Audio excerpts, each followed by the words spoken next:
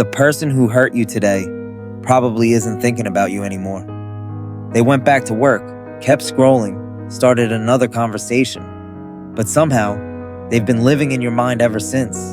You replay what they said, you imagine the perfect comeback, you rewrite the conversation over and over again, and every replay feels just as real as the first time it happened.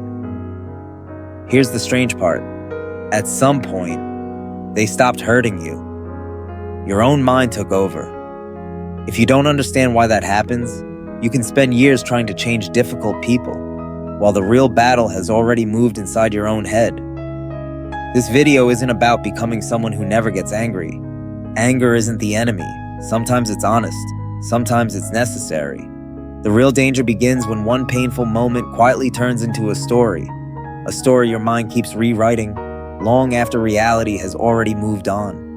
By the end of this video, you'll understand why your brain does this, why it feels impossible to stop, and how to finally break a cycle that quietly steals your peace. Think about the last time someone got under your skin. Maybe your boss dismissed your idea.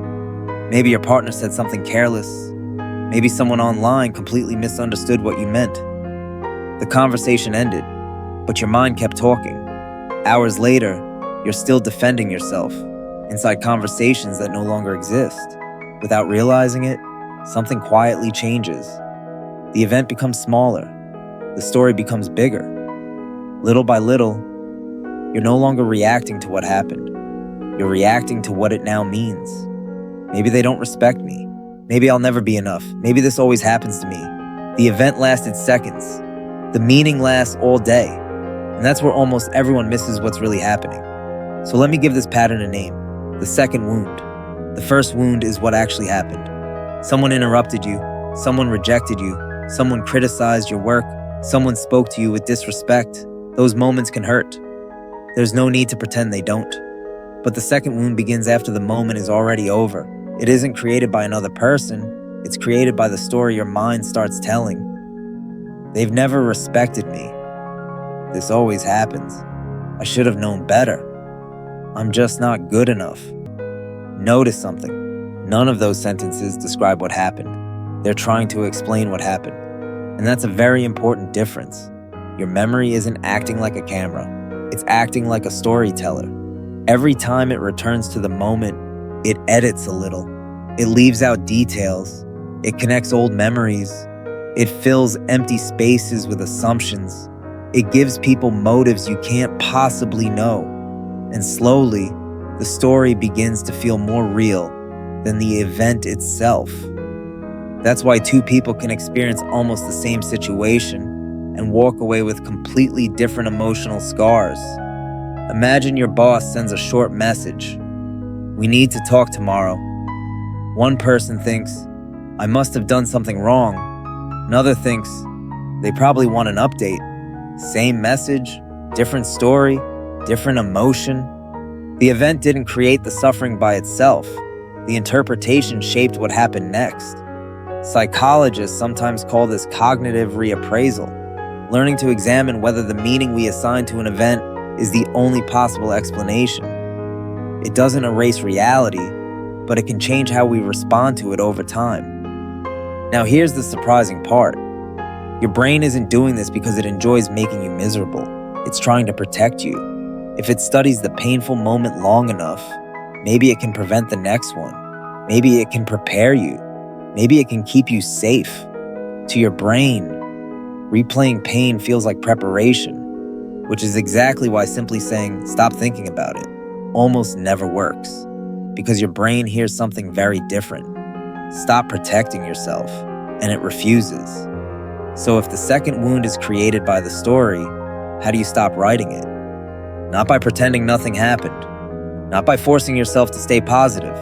And not by pushing your anger so deep that it quietly returns later. The goal isn't to erase your emotions. The goal is to stop confusing the event with the story.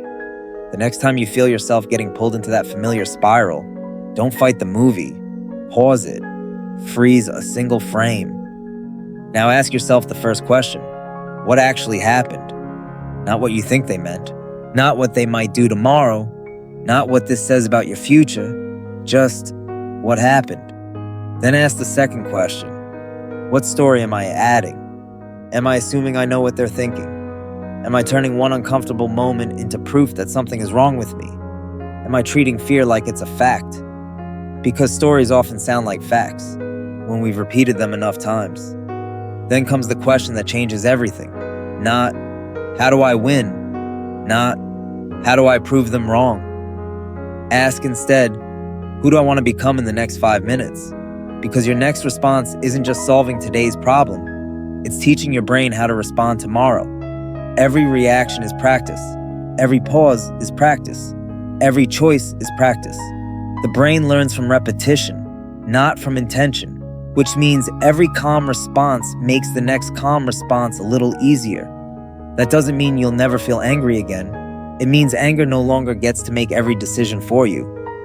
Sometimes the right response is speaking honestly. Sometimes it's setting a boundary.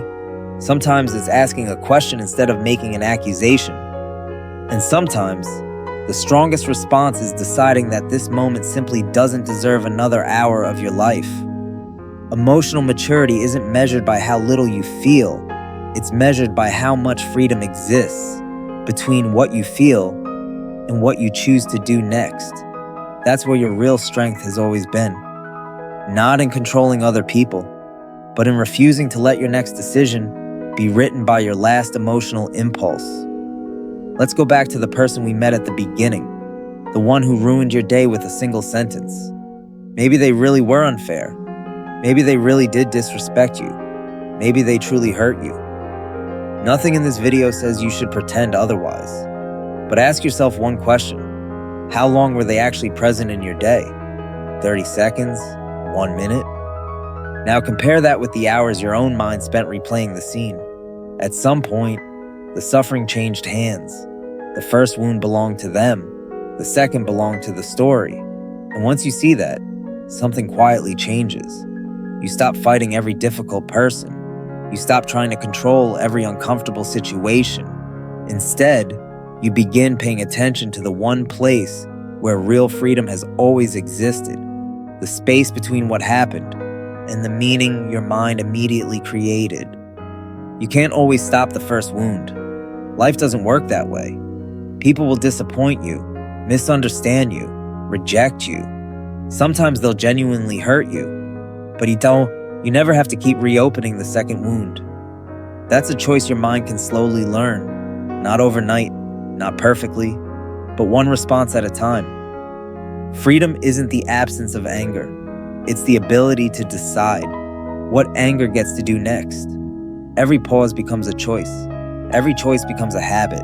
Every habit becomes your character. And character is built one response at a time. So the next time someone hurts you, don't just notice the first wound, look for the second, because that's the one you have the power to heal. If this perspective changed the way you think about anger, I think you'll enjoy what comes next.